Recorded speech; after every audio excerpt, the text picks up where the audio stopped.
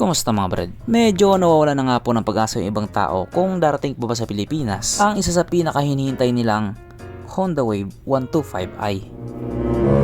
Medyo matagal-tagal na nga din po kasi nilabas ito sa Thailand tapos mapahanggang ngayon wala pa rin sa Pilipinas. Mas nauna pang nagkaroon ng look-alike si Rusi kaysa ilabas ito ni Honda dito sa atin. Yun lang. Kaya kung gusto mo magkaroon ng Honda Wave 125i, alam mo na, sabot-sabot lang.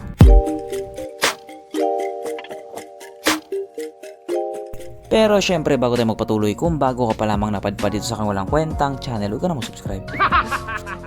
So yun na nga, kahit nga po sabihin natin 125cc lang itong motor na ito, marami din po talaga ang naghihintay dito. Kaso lang katulad nga po na sinabi ko, mas nauna pang naglabas si Rusi. Medyo may katagalan lang din po talaga maglabas itong si Honda. Hindi ko lang alam kung ano yung rason nila. Hindi naman natin pwedeng sabihin hindi siya magiging mabenta kasi nga 'di ba, isa yung Honda Wave sa pinakasikat na motor nila dati-dati pa at maging hanggang ngayon. Kaya nakakapagtaka lang na bakit hanggang ngayon wala pa rin. Kaya dahil dyan pag-usapan na lang natin kung ano bang meron sa motor na ito at kung gaano nga ba talaga siya kaganda. So ito nga po ang Honda Wave 125i na mayroong 123.9 cubic centimeter engine displacement, 4-stroke single cylinder, single overhead cam with 2 valves, naka-program fuel injected at ito po ay naka-air cooled. Panay siya sa Honda Click 125. Pagdating naman po sa kanyang power, ito po ay mayroong 9.1 horsepower at 7,500 RPM, 10.1 Nm of torque at 5,000 RPM. At ayon nga po sa mga tao nakagamit sa motor na ito po ay kayang tumakbo sa bilis ng 118 km/h. So hindi na rin po masama para sa isang 125cc na motor. Ang kanyang tangke ay kayang magkarga ng 5.5 liters fuel tank capacity na kumukonsumo naman na po ng 71.4 km/liter. So walang duda, talagang napakatipid niya sa gasolina. Ganon talaga kapag tatak Honda. Kaya kung sakaling ganito yung motor na gamit-gamit mo, pagdating sa gas consumption, panalo ka talaga. Ang sukat ng kanyang gulong 70/90/17 sa harap at 80/90/17 naman sa likuran. Pagdating naman po sa kanyang braking system, ito po ay naka-disc brake sa harap at drum brake pa din po sa likuran. As expected, wala din po itong ABS. Pero hindi naman po problema yun. Okay lang naman yun. Hindi rin naman kasi sa lahat ng pagkakataon ililigtas ka niyan. May ABS nga motor mo, tinapakan ka naman ng pison, wala din.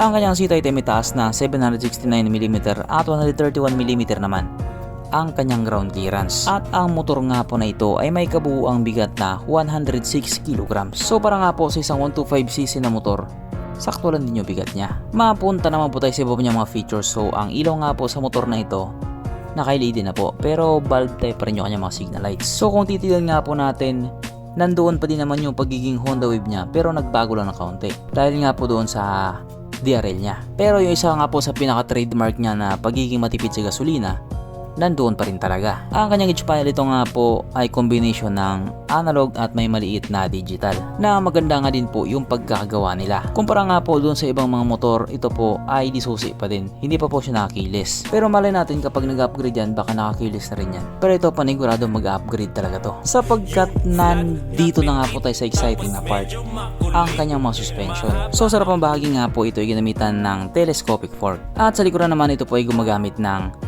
dual shock absorber na ayon nga po sa mga taong nakagamit sa motor na ito, maganda ang bounce.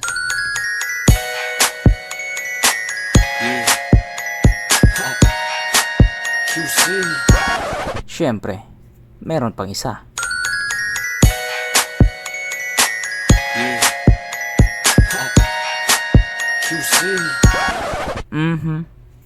Panigurado. Wala na namang nalungkot. At dahil wala nga pong nalungkot, alamin na po natin kung present nga ba sa motor na ito yung tatlong pinaka-importanting features. So, una na nga po dito ang kanyang lagayan ng stallion at good news mga brad, meron siyang ganon. Meron siyang lagayan ng stallion. Kaso lang, wala po siyang sabitan ng pulutan. At oras na nga po para sa ating Red Horse Check, ang pinaka-importanting feature sa isang motor. At ayon nga po sa aking masusing pag-aanalisa, ang motor na ito ay kayang magkarga ng isang kahong Red Horse.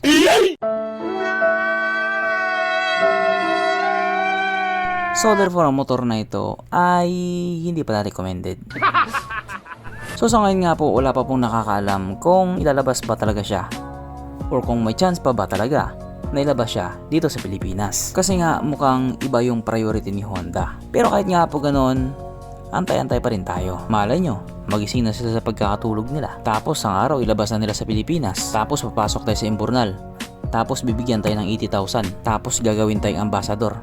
O diba? Parang nakakatanga lang.